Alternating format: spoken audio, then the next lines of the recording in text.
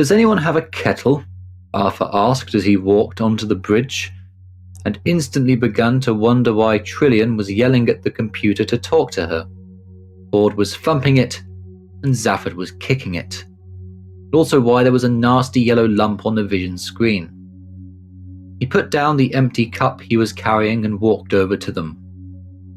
"Hello," he said. At that moment, Zaphod flung himself over to the polished marble surfaces that contained the instruments that controlled the conventional photon drive. They materialized beneath his hands, and he flipped over to manual control. He pushed, he pulled, he pressed, and he swore. The photon drive gave a sickly judder and cut out again. "Something up," said Arthur. "Hey, did you hear that?"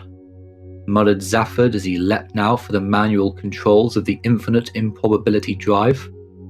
The monkey spoke. The improbability drive gave 2 small whines and then also cut out.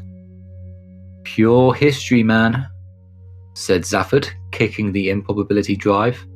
"A talking monkey." "If you're upset about something," said Arthur. "Vogons," snapped Ford. "We're under attack." Arthur gibbered. "Oh, what are you doing? Let's get out of here." "Can't. Computer's jammed." "Jammed?"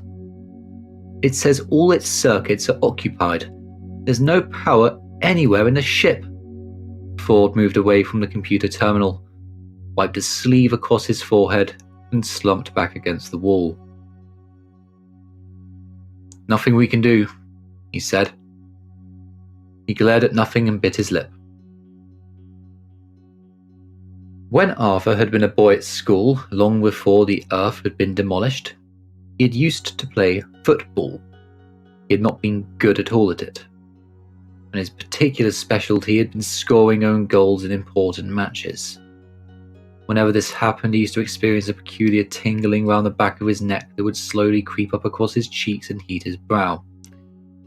The image of mud and grass and lots of little jeering boys flinging it at him suddenly came vividly to his mind at this moment.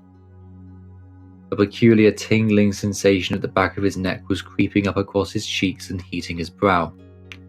He started to speak, and stopped. He started to speak again, and stopped again. Finally, he managed to speak. He said. He cleared his throat. "Tell me," he continued, and said it so nervously that the others all turned to stare at him. He glanced at the approaching yellow blob on the vision screen. "Tell me," he said again, "did the computer say what was occupying it? I just ask out of interest." Their eyes were riveted on him. Well, that's it really, just asking." Zaphod put out a hand and held Arthur by the scruff of the neck. "What have you done to it, monkey man?" he breathed. "Well," said Arthur, "nothing in fact. It's just that I think a short while ago it was trying to work out how to..." "Yes?" "Make me some tea." "That's right, guys," the computer sang out suddenly. "Just coping with that problem right now, and wow, it's a biggie. Be with you in a while." It lapsed back into a silence that was only matched for sheer intensity by the silence of the 3 people staring at Arthur Dent. As if to relieve the tension, the Vogons chose that moment to start firing. The ship shook, the ship thundered. Outside, the inch-thick force shield around it blistered, crackled, and spat under the barrage of a dozen 30 megahertz definite kill photoson cannon, and looked as if it wouldn't be around for long. 4 minutes is how long Ford Prefect gave it.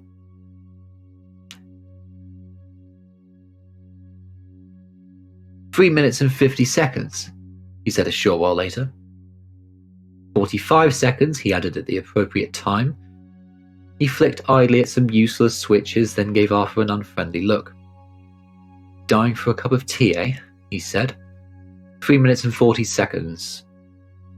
"Will you stop counting?" snarled Zaphod. "Yes," said Fort Prefect. in 3 minutes and 35 seconds. Aboard the Vogon ship, Prostetnik Vogon Jeltz was puzzled. He had expected a chase. He had expected an exciting grapple with tractor beams. He had expected to have to use a specially installed subcyclic normality assertitron to counter the Heart of Gold's infinite improbability drive, but the subcyclic normality assertitron lay idle, as the Heart of Gold just sat there and took it. A dozen 30 MHz definite kill Photron cannon continued to blaze away at the Heart of Gold, and still it just sat there and took it. He tested every sensor at his disposal to see if there was any subtle trickery afoot, but no subtle trickery was to be found. He didn't know about the tea, of course, nor did he know exactly how the occupants of the Heart of Gold were spending the last 3 minutes and 30 seconds of life they had left to spend. Quite how Zaphod Beeblebrox arrived at the idea of holding a séance at this point is something he was never quite clear on. Obviously, the subject of death was in the air, but more as something to be avoided than harped upon.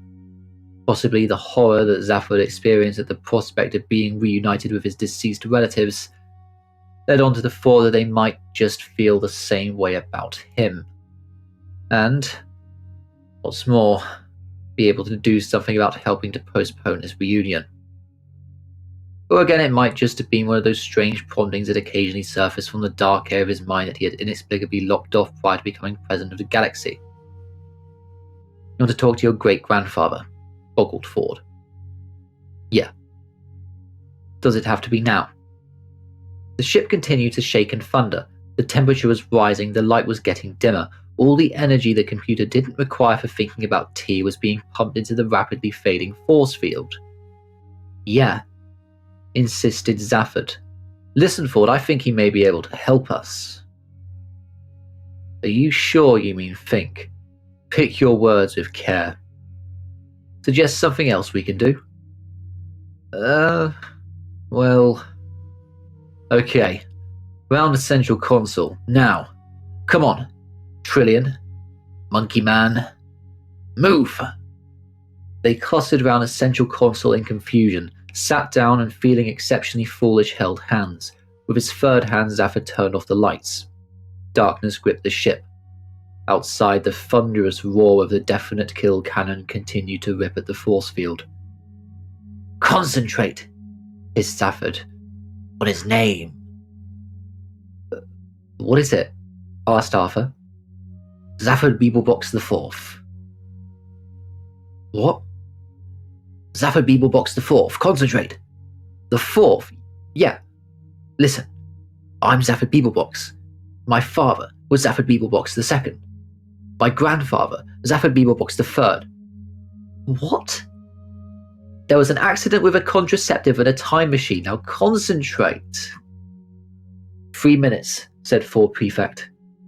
Why? Said Arthur Dent. Are we doing this? Shut up, suggested Zaphod Beeblebrox. Trillion said nothing. What, she thought, was there to say?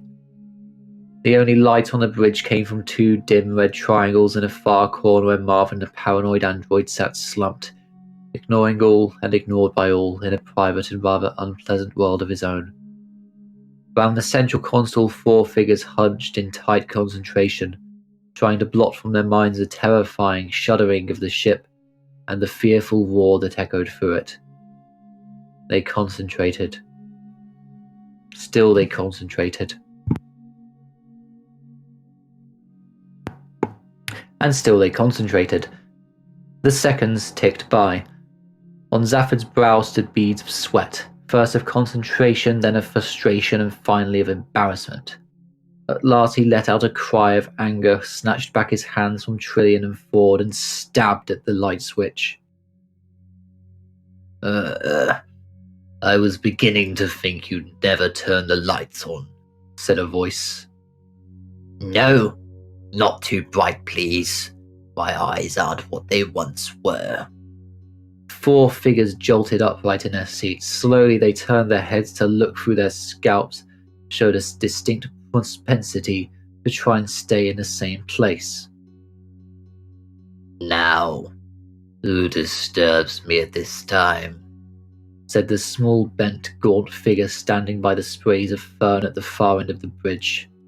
His two small, wispy-haired heads looked so ancient that it seemed they might hold dim memories of the birth of the galaxies themselves. One lolled in sleep, but the other squinted sharply at them. If his eyes weren't what they once were, they must once have been diamond cutters. Zaphod stuttered nervously for a moment. He gave the intricate little double nod, which is the traditional Betelgeusian gesture of familial respect. Hi, Great-Granddad, he breathed. The little old figure moved closer towards them. He peered through the dim light. He thrust out a bony finger at his great-grandson. He snapped. Zaphod Beeblebrox, the last of our great line. Zaphod Beeblebrox, the nothingth. The first. The nothingth, spat the figure. Zaphod hated his voice. It always seemed to him to screech like fingernails across the blackboard of what he liked to think of as his soul. He shifted awkwardly in his seat. Yeah, he muttered. Look, I'm really sorry about the flowers. I meant to send them along, but, the shop was fresh out of Reeves and— You forgot, snapped Zaphod Beeblebrox the fourth. Well, too busy. Never think of other people. The living are all the same. 2 minutes, Zaphod, whispered Ford in an awed whisper. Zaphod fidgeted nervously. Yeah, but I did mean to send them, he said, and I'll write to my great-grandmother as well, just as soon as we get out of this. Your great-grandmother, mused the gaunt little figure to himself. Yeah, said Zaphod. How is she? I'll tell you what, I'll go and see her, but first we just got to— Your great-grandmother and I are very well, rasped Zaphod Beeblebrox the fourth. Ah. Oh. But very disappointed in you, young Zaphod. Yeah, well, Zaphod felt strangely powerless to take charge at this conversation, and Ford's heavy breathing at his side told him that the seconds were ticking away fast. The noise and the shaking had reached terrifying proportions. He saw Trillian and Arthur's faces white and unblinking in the gloom. Great-grandfather, we've been following your progress with considerable despondency. Yeah, look, just at the moment, you see, not to say contempt. Could you sort of listen for a moment? I mean, what exactly are you doing with your life?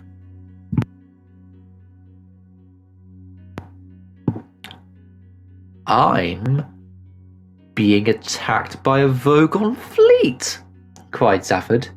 It was an exaggeration, but it was his only opportunity so far of getting the basic point of the exercise across. Doesn't surprise me in the least, said the little old figure with a shrug. Only it's happening right now, you see, insisted Zaphod feverishly.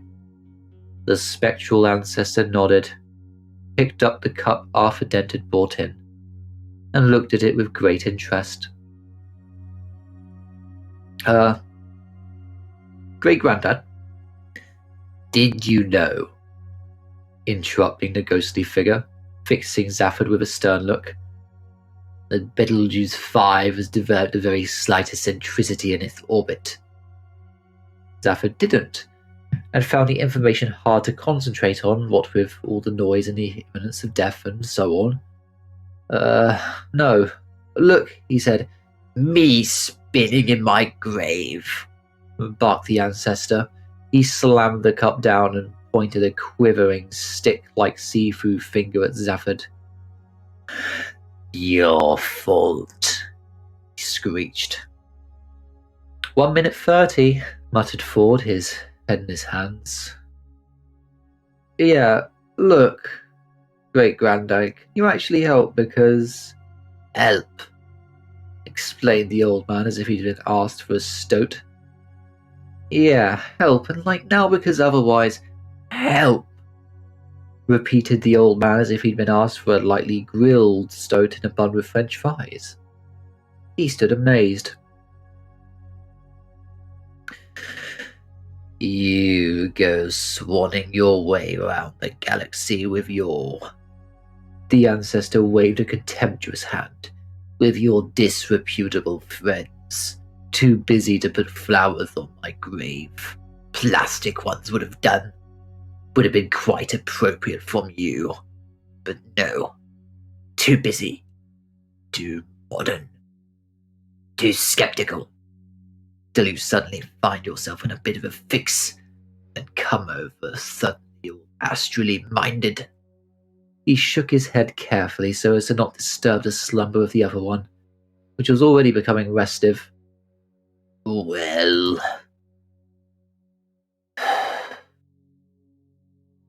I don't know, young Zaphod, he continued. I think I'll have to think about this one. 1 minute 10, said Ford hollowly. Zaphod Beeblebrox IV peered at him curiously. Why does that man keep talking in numbers? He said. Those numbers, said Zaphod tersely, are the time we've got left to live. Oh, said his great-grandfather. He grunted to himself. Doesn't apply to me, of course. He said and moved off to a dimmer recess of the bridge in search of something else to poke around at. Zaphod felt he was teetering on the edge of madness and wondered if he shouldn't just jump over and have done with it. Great-grandfather, he said. It applies to us. We are still alive, and we are about to lose our lives. Good job, too. What? What use is your life to anyone? When I think of what you've made of it, the phrase pig's ear comes irresistibly to my mind. But I was president of the galaxy, man. Huh, muttered his ancestor. And what kind of job is that for a Beeblebrox? Hey, what? Only president, you know. The whole galaxy. Conceited little mega puppy. Zaphod blinked in bewilderment. Hey, what are you at, man? I mean, great-grandfather. The hunched-up little figure stalked up to his great-grandson and tapped him sternly on the knee. This had the effect of reminding Zaphod that he was talking to a ghost because he didn't feel a thing. You know, and I know, what being president means, young Zaphod. You know because you've been it, and I know because I'm dead, and it gives one such a wonderfully uncluttered perspective.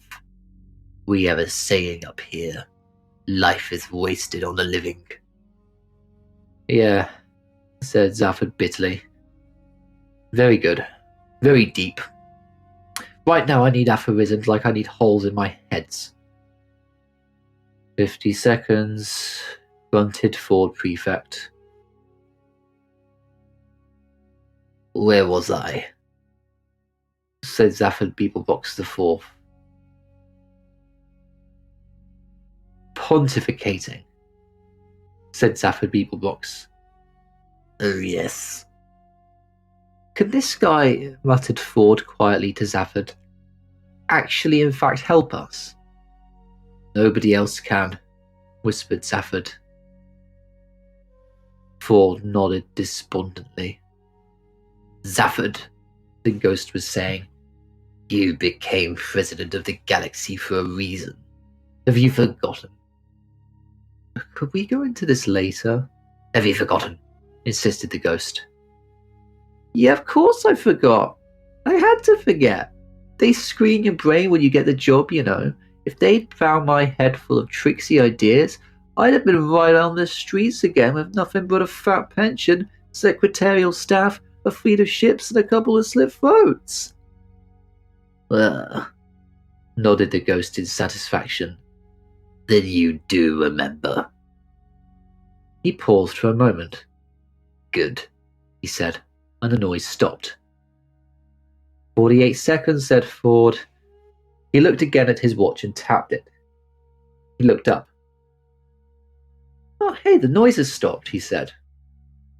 A mischievous twinkle gleamed in the ghost's hard little eyes. I've slowed down time for a moment, he said. Just for a moment, you understand, I would hate you to miss all I have to say. No. You listen to me, you see-through old bat, said Zaphod, leaping out of his chair. A, thanks for stopping time and all that. Great, terrific, wonderful. But B, no thanks for the homily, right? I don't know what this great thing I'm meant to be doing is. It looks to me as if I was supposed not to know. And I resent that, right? The old me knew. The old me cared. Fine. So far, so hoopy, except that the old me cared so much that he actually got inside his own brain. My own brain. And locked off the bits that knew and cared, because if I knew and cared, I wouldn't be able to do it. I wouldn't be able to go and be president. I wouldn't be able to steal this ship, which must be the important thing. But this former self of mine killed himself off, didn't he? By changing my brain. Okay. That was his choice. This new me has its own choices to make, and by a strange coincidence, those choices involve not knowing and not caring about this big number, whatever it is. That's what he wanted. That's what he got. Except this old self of mine tried to leave himself in control, leaving orders for me and a bit of my brain he locked off. Well, I don't want to know. And I don't want to hear them. That's my choice. I'm not going to be anybody's puppet, particularly not my own. Zaphod banged the console in fury, oblivious to the dumbfolded looks he was attracting. The old me is dead, he raved. Killed himself!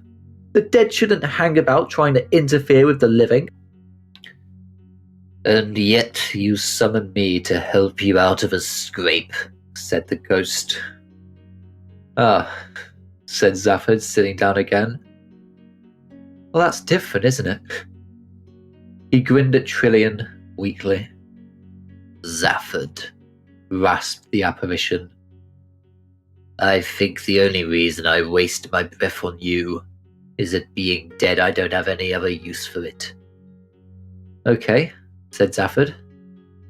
Why don't you tell me what the big secret is? Try me.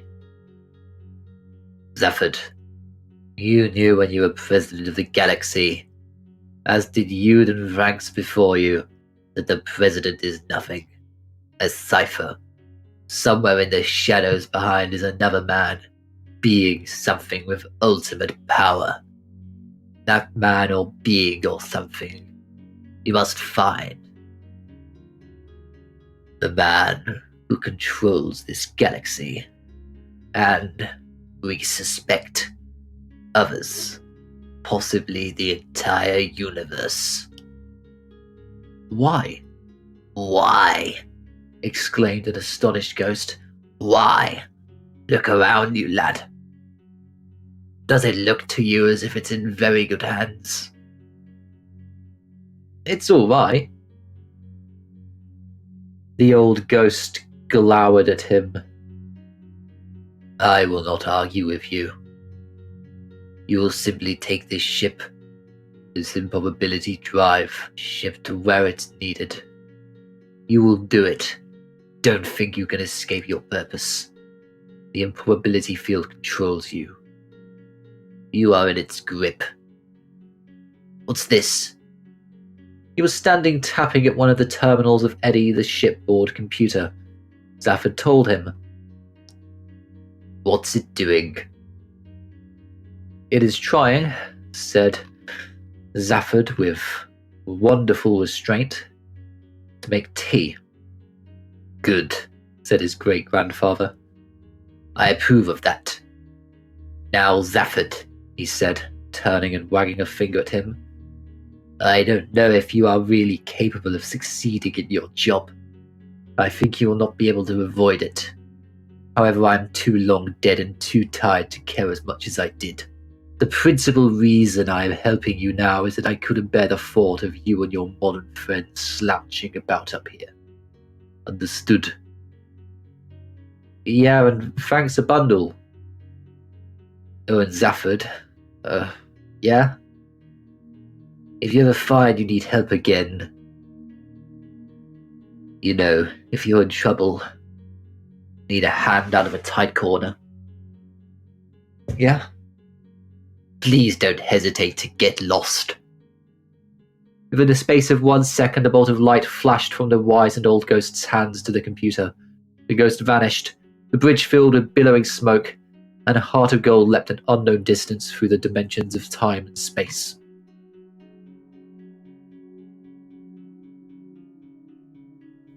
I hope you'll join us at the restaurant at the end of the universe when the next chapter drops very soon.